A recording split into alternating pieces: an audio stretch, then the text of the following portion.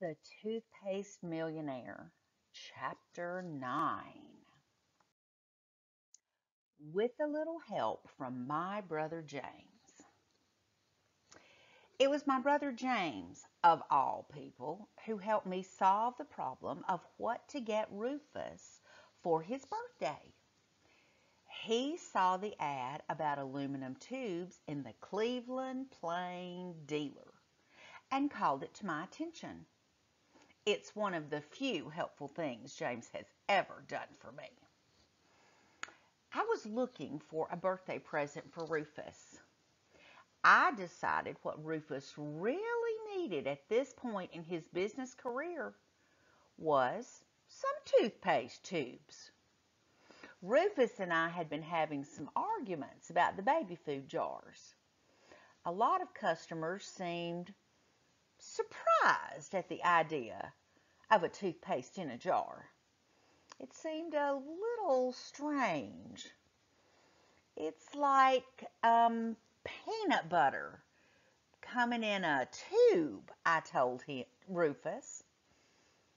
Rufus' reaction was, "Why don't they put peanut butter in tubes? You wouldn't need a knife to spread it."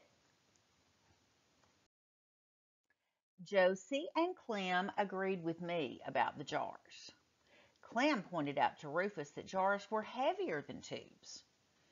"If you're going to be mailing 3 dozen jars all the way to Venice, California, you ought to think about the postage costs," she said. "And another thing," Josie said, "if everybody in a family is dipping his toothbrush in the same jar, it isn't too sanitary." "Everybody can have his own jar," Rufus said. "It would be good for business if we could sell 5 or 6 jars to every family." "The jars would get mixed up," I said. "People could write their names on them," Rufus said. "They could," I said, "but with a big family, there isn't room for all those jars on the bathroom shelf. And even if there were, my brother James would always reach for the first jar." "Your brother James is a special problem," Rufus said. At least we agreed on that. I don't think we convinced Rufus about the jars, but I decided I would take a chance on getting him some toothpaste tubes just to see if they would improve sales. Did you ever try to buy just a few toothpaste tubes? You can't. I tried hardware stores, drug stores, department stores. I couldn't find any place that sold empty tubes. And by the time anybody is finished with an old toothpaste tube, you can't really use it again as you can a baby food jar. A man in a hardware store finally explained to me that an empty tube is not a retail item. He said I would have to go to a tube manufacturer. I found some tube manufacturers listed in the yellow pages, and I wrote to one of them, the Tuxedo Tube and Container Corporation in Paramus, New Jersey, to ask how much a small box of medium-sized tubes would cost. The district sales manager of Tuxedo wrote me a nice letter back explaining that their minimum orders were for 10,000 tubes. If I wanted that many, the price would be about 5 cents a tube. Also, they would be glad to quote me special prices on orders of 50,000 or 100,000. 10,000 toothpaste tubes seemed like a lot to start with, even though I'd gotten into the habit of thinking in thousands and millions since I started working with Rufus.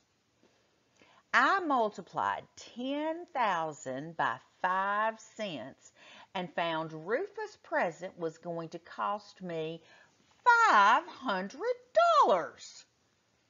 I decided he'd have to wait until his next birthday after I collected all those profits on my stock certificates.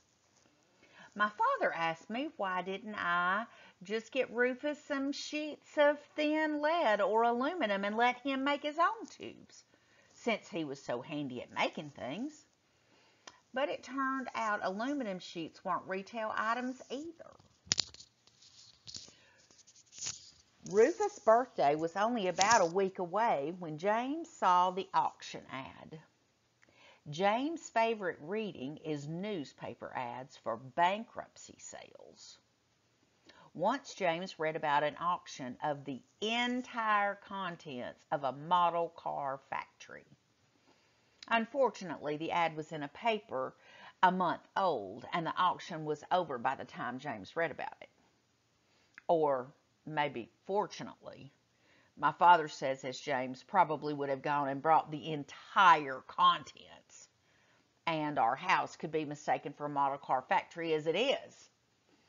Anyway, ever since that ad, James checks the paper every morning hoping for another model car factory to go bankrupt. The only auctions I'd ever seen were the kind my mother goes to, where you can buy old chairs and china cups and antique clocks. But the Cleveland Plain Dealer advertises auctions of the most surprising things. Printing presses, or 15 trailer trucks, or Ferris wheel swings, or 10,000 boxes of cornflakes. James reads off lists like this every morning at breakfast. I don't generally listen to James' auction ads. Thinking about 10,000 boxes of cornflakes at breakfast can take the edge right off your appetite. Complete furnishings of funeral parlor, James started off one morning. Half a dozen slightly shop-worn coffins, my father said. That's just what I need.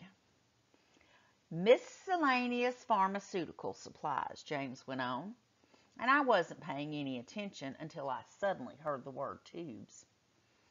Tubes, did you say? I said, almost choking on my toast. Yeah, tubes, James said. 50 gross, high-quality aluminum tubes, suitable for cosmetics, shaving creams, foods, adhesives, household cements, lubricants, leather softeners, polishes, shampoos, oil paints, insecticides, dentifrices. Dentifrices, I said. That's toothpaste.